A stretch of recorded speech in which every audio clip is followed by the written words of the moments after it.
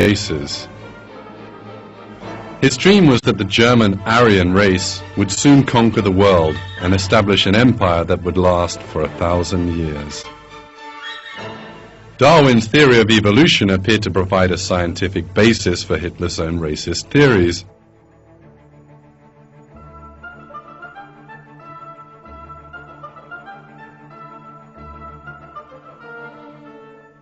Hitler also derived ideological support from the works of Heinrich von Trotsky, the racist German historian. Trotsky was greatly influenced by Darwin's theory of evolution and based his own racist views on Darwinism. He said, "Nations can only evolve through a fierce struggle similar to Darwin's struggle for existence." Hitler also derived inspiration from Darwin's struggle for existence.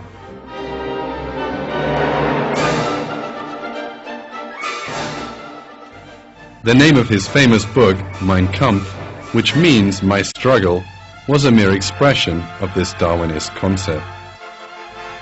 Indeed, Hitler, just like Darwin, rated the non-European races as little more than apes, and added, "Take away the Nordic Germans, and nothing remains but the dance of apes."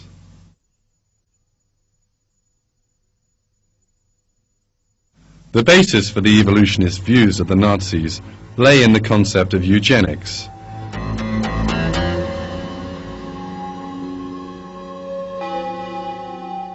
Eugenics meant the improving of the human race by weeding out sick and handicapped people and increasing the number of healthy individuals.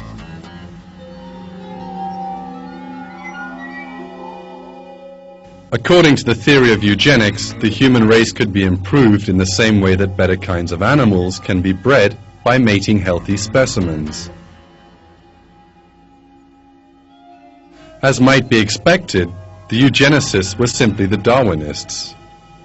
At the head of the eugenics movement in England came Charles Darwin's cousin, Francis Galton, and his son, Leonard Darwin.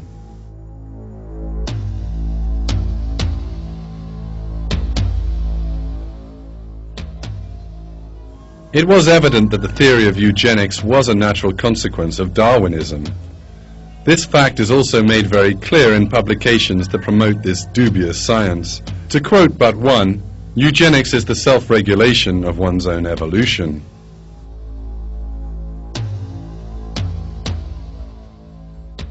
The first advocator and promoter of eugenics in Germany was Ernst Haeckel, the famous evolutionary biologist.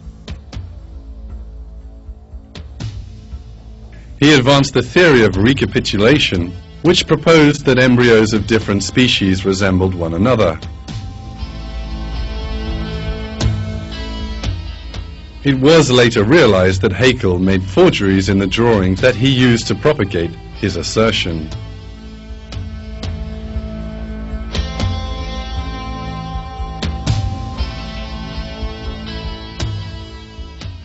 Haeckel falsified his drawings in order to show fish, human, and chicken embryos were similar to one another.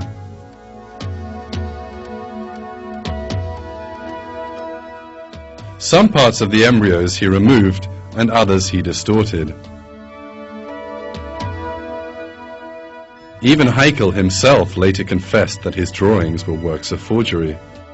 However, evolutionist circles turned a blind eye to the forgery just to sustain the theory.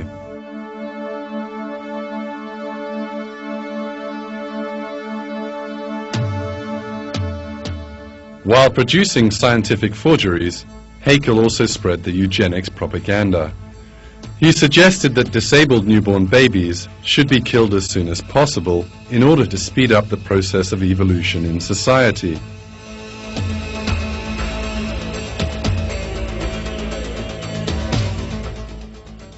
He went further and proposed that disabled, mentally retarded, and the genetically sick should be killed off right away. Otherwise, Haeckel argued, these people would place a burden on society and slow down evolution.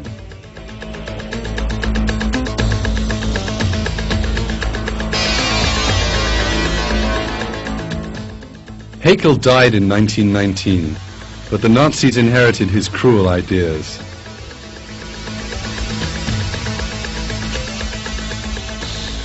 A short while after Hitler seized power, he launched an official eugenics policy. The mentally retarded, the disabled and those having hereditary diseases were collected in special sterilization centers.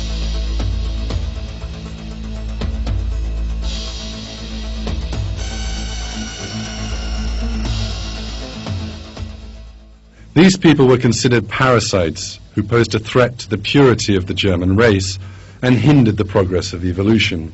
Indeed, in a short time, these isolated people started to be murdered at Hitler's secret command.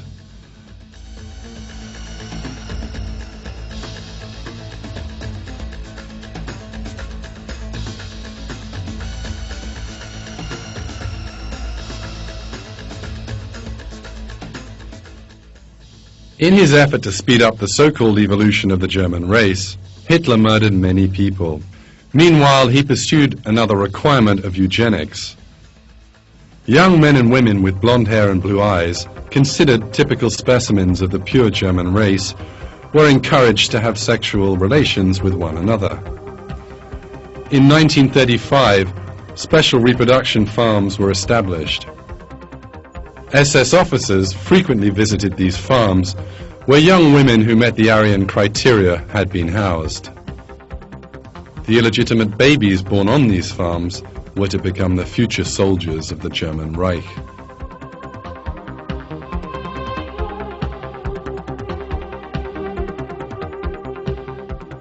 In order to improve the so-called superiority of the Aryan race, Nazis were resorting to Darwinian concepts.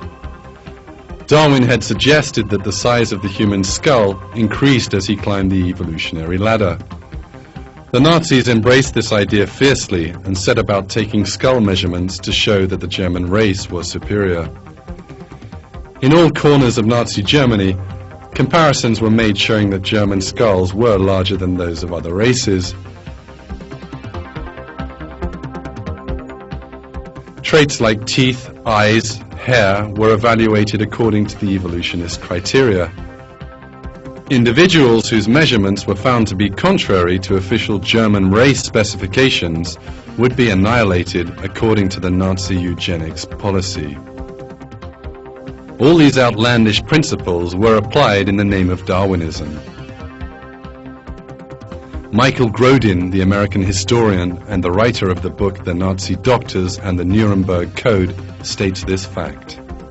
That there was a perfect meshing of Nazi ideology and social Darwinism and racial hygiene as it developed at the turn of the century.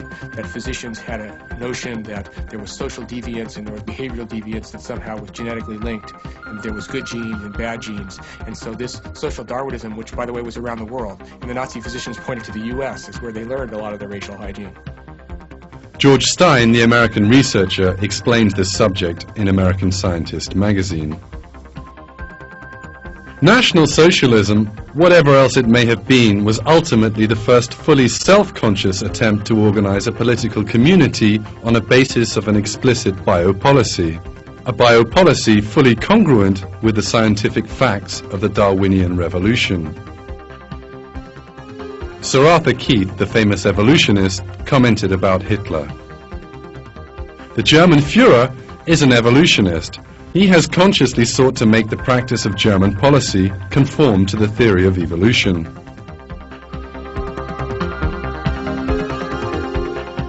Another important reason for Hitler's evolutionism is the fact that he saw the theory as a weapon against religious beliefs.